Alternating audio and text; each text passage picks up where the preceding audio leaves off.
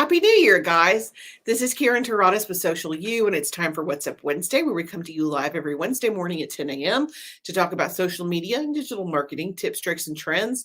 And it is a brand new year, so let's get the year started right. We talked about the importance of planning last month, but this year I want to talk about, especially this month, I want to talk about how to get started again.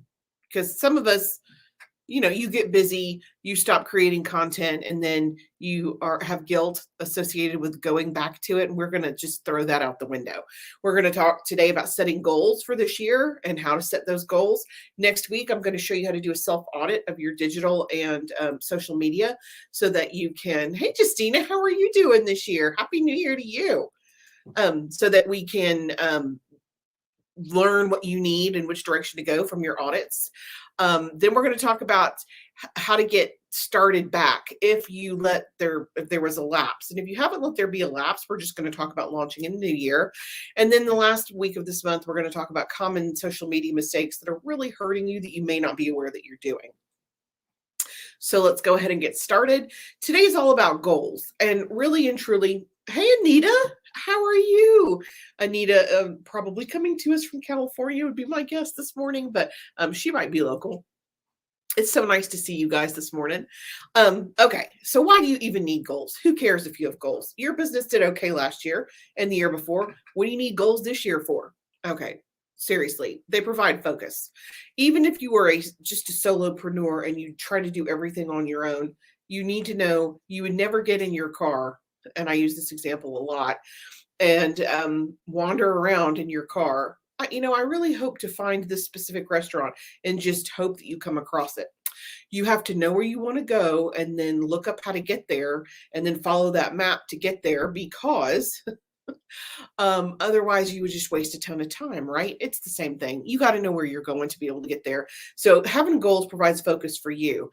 It also provides focus for your team if you have a team, and it's a great way to keep everyone motivated and moving in the same direction.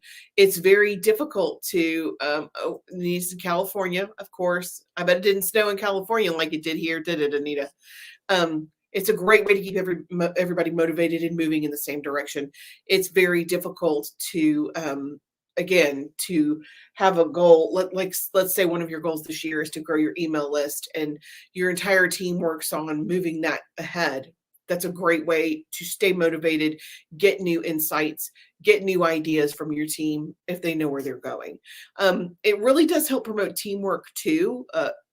Everybody's in the same situation, working on the same goals, working on the same objectives. So it will help your teamwork.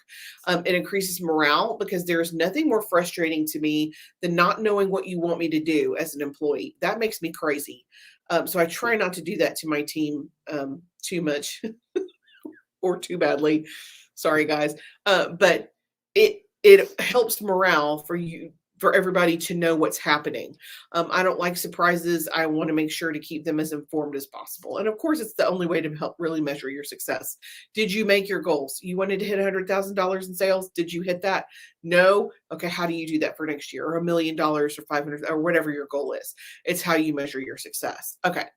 So now you know why you need goals. Really specifically, it's almost impossible to accomplish something unless you know what something is. It helps everybody on your team go in that direction. It's great for morale, and it keeps everybody focused so that at the end you can measure your success. Hey, Phoebe, how are you? Oh, no, excuse me, Fantasia. Hey, Fantasia. This is her, I think this is her first live. It's so nice to see you guys. You talk about enthusiasm. This woman has enthusiasm to spare, and it's very contagious.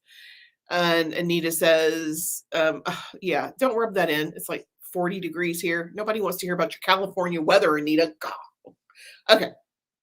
So now we know why we need goals. Let's talk about what kind of goals there are. There's four really kinds of goals, and they break down into long-term. Long-term is is up to 5 years. And your long-term goals, and I'm going to give you suggested categories or topics for each of these. Of course, they're going to be different from person to person, but your long-term goals for 5 years might be to hire more employees or hire an employee a year and expand your services or your products or your offerings. That's a good long-term goal. The second kind of goal would be short term. Short term would be in the 30 to 90 days. We're talking about right now. Some examples of short term goals might include networking.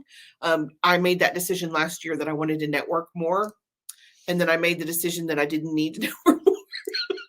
I'm just kidding. You do need to network. It's critically important for your business, but you have to strategically pick where you're going to spend your time so that it not only helps you, it helps the organization as well. Developing your personal brand. Your business may have a great brand. Do you? Do people know that when they say your name, that's part of your brand? Do they know what that represents?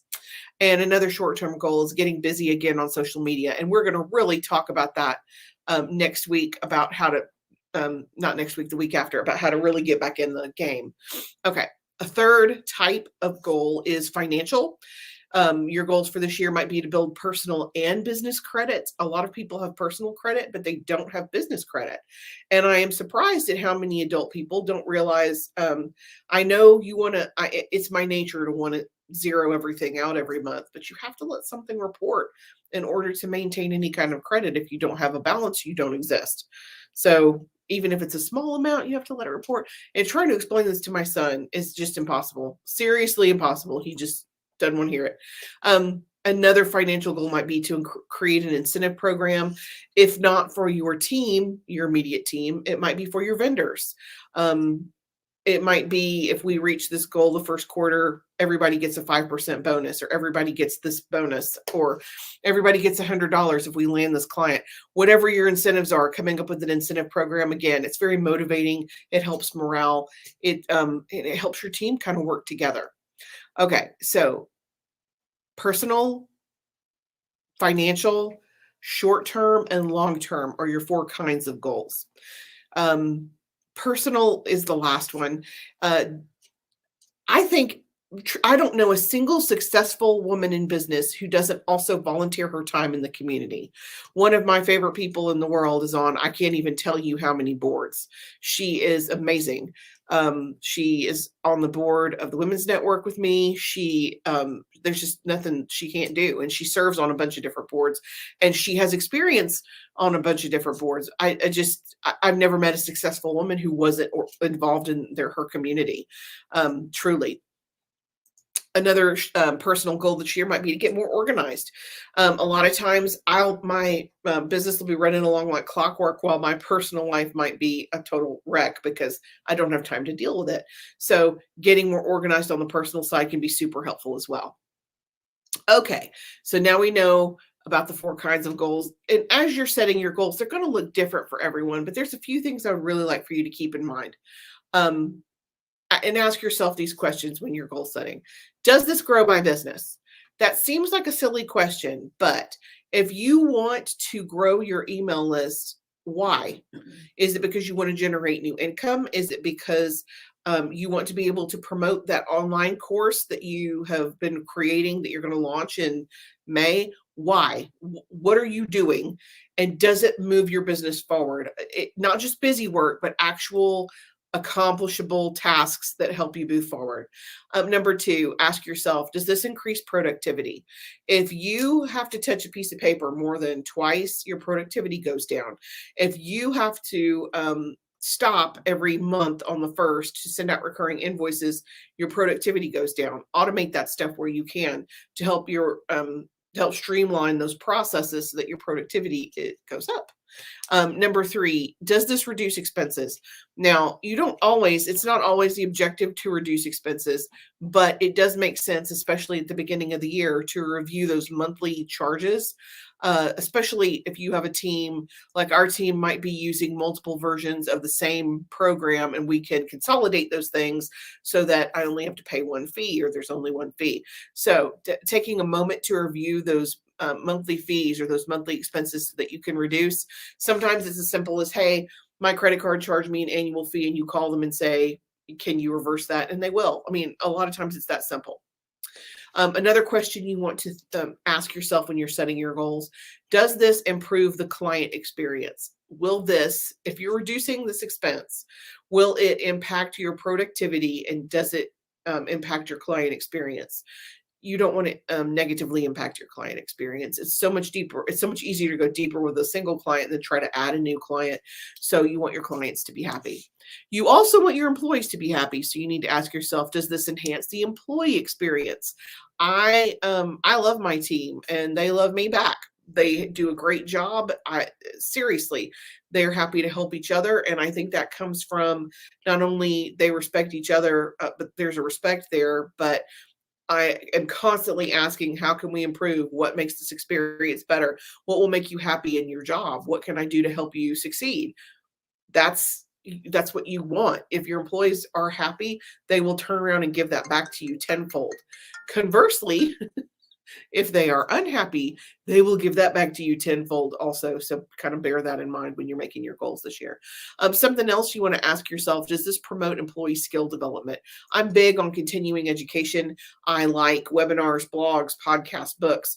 Whatever you want to spend your time doing, I encourage my team to spend time learning something new every single week, because what we do, there's so much information out there. It's almost impossible for one person to review it all. So when you have a team that everybody can review it, it helps tremendously.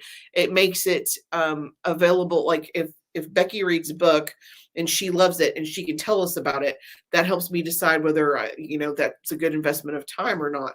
Just like if Leah's watching this specific webinar and she gets through 30 minutes and she didn't learn anything new, she can turn around and say, don't waste your time doing that. So having a team that is into continuing education like you are, very helpful for growth. Also ask yourself, did you include objectives for this year? A lot of people will get hung up on the short term, 90 days, and the long term, 5 years, and they forget that, this year. What do you want to see happen in this year? What do you want to see? And I do better when I set quarterly goals, unless COVID, comes along and knocks you down. But for the most part, quarterly goals work for us. And we always review halfway through the year to see kind of where we are and what's going on so that we don't get super derailed. And then the last thing, are your goals SMART? And for those of you guys who don't know what a SMART goal is, it stands for specific, measurable, achievable, realistic, and timely. You can't just have a goal that's someday. It has to be, the more specific the goal, the easier it is to measure. I want to have 1,000 people on my email list by the end of May. That's specific, it's measurable, and there's a timeline that's in place. So it helps you streamline that entire process. So those are just some things to bear in mind when you are setting your own goals for this year. We'll get into our major goal setting with my team next week. That's what we do in January. And I love it. And of course, they always bring something to the table that had never occurred to me. So it helps when you have a whole team of people who are working with you. We will be back next week. We are going to talk about, what are we talking about next? Oh, self-audit. So you can take a look at your social media and help figure out on your own what you need to move forward. And I don't know that it would be a bad idea to take a volunteer, if you don't mind having me look at your Facebook or your Instagram live so that other people can see it. I'd be happy to take a volunteer. If somebody wants to volunteer, you can send me a direct message or comment on this post. And I would be happy to take a look at your stuff and we can review it live next week. Until then, if you have any questions, I'm happy to help. And I'll see you guys next week. Thanks.